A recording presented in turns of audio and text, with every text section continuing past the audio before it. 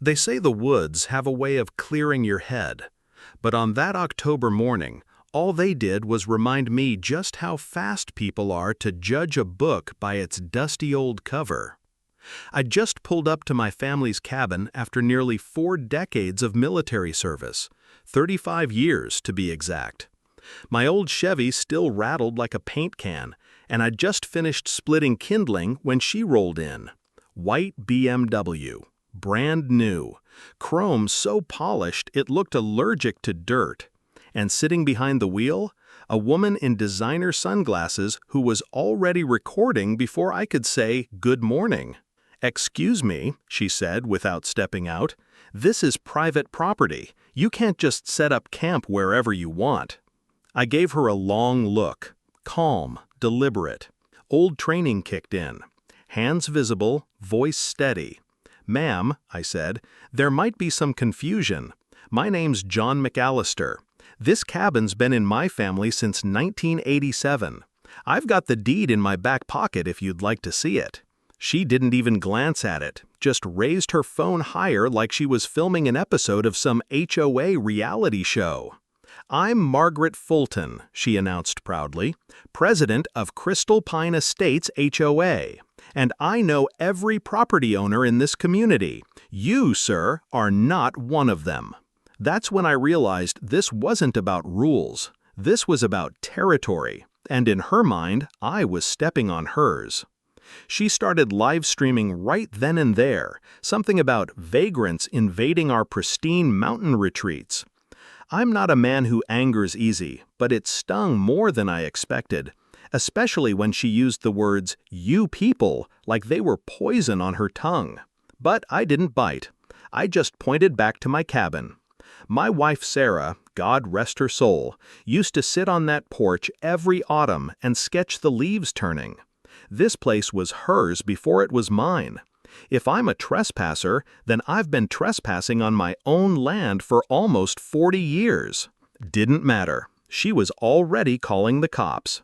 Within 10 minutes, 3 patrol cars tore through the woods like they were chasing a fugitive. Karen, yes, I'll call her that now, ran out waving her arms like she was directing traffic. "Officers, that's him! He threatened me! He has some kind of weapon!" And then it happened. The first officer out, a man maybe in his early 40s, locked eyes with me. He didn't reach for his belt, didn't bark orders. He just stared for a beat, then stood at attention and saluted. Right there, in front of her camera. "Major General McAllister," he said, his voice steady but cracked with something old and familiar. "It's an honor, sir." Karen's phone wobbled. You could practically hear her brain rebooting.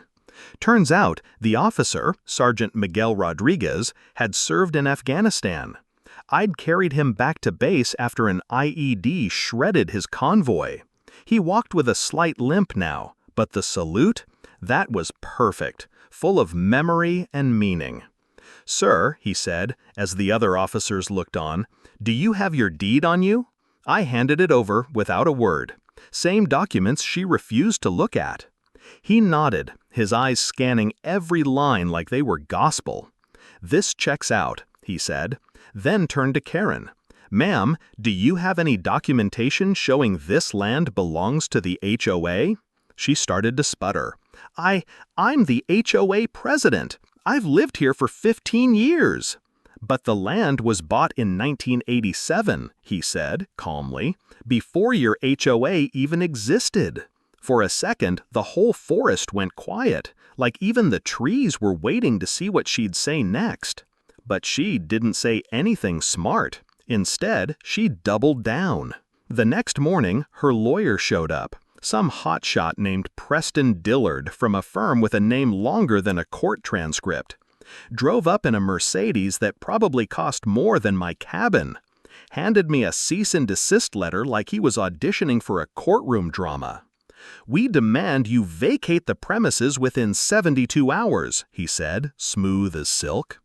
I looked over the letter, nodded slowly, and then asked, "Did you read the county land records before writing this, or just take your client's word for it?" He blanked. Because my deed predates your entire HOA by 15 years. And unless law school stopped teaching Property Law 101, that makes this land mine. Period.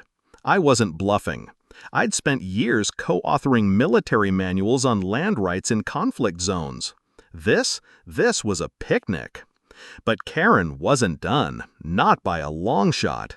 That night, someone from the county came sniffing around, claiming my cabin had permit irregularities. Said a complaint had been filed by a concerned neighbor. Funny how those things happen when you stand your ground. But I had my own support coming. By Thursday morning, 12 Harley-Davidsons rolled into my clearing like thunder. Veterans from 3 states, old friends, brothers and sisters in arms.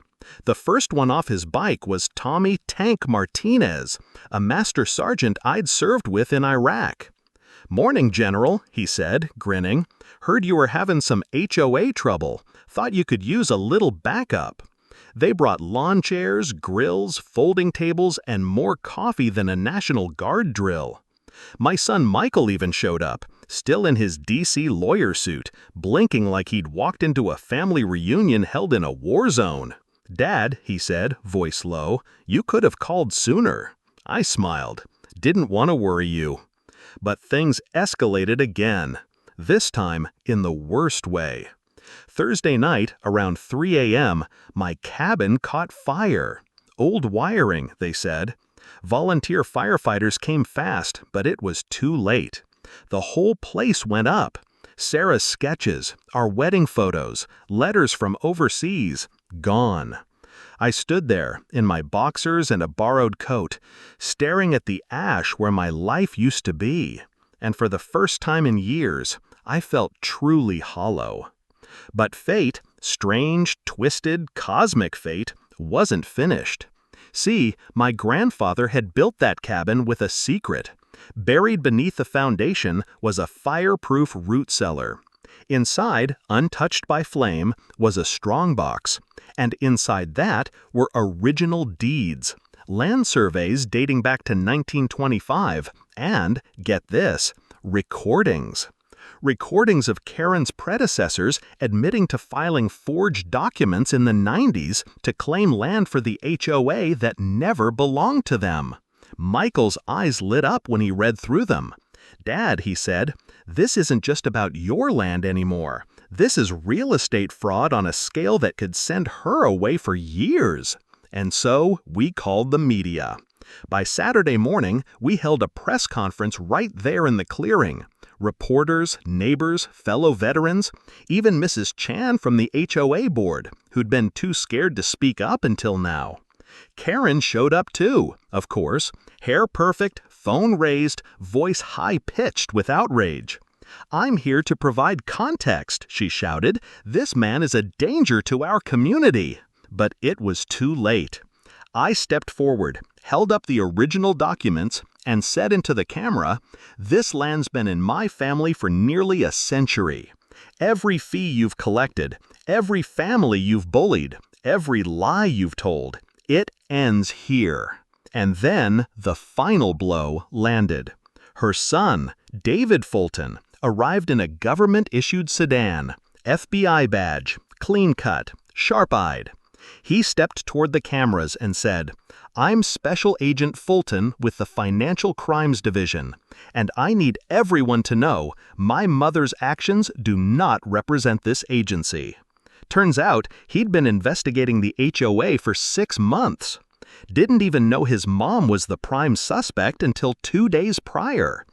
Karen collapsed in tears. "David, I was just trying to build something. I wanted to make this community better." He looked at her, stone cold and soft all at once. "You didn't build anything, Mom. You stole, lied, intimidated good people. That's not leadership. That's a crime."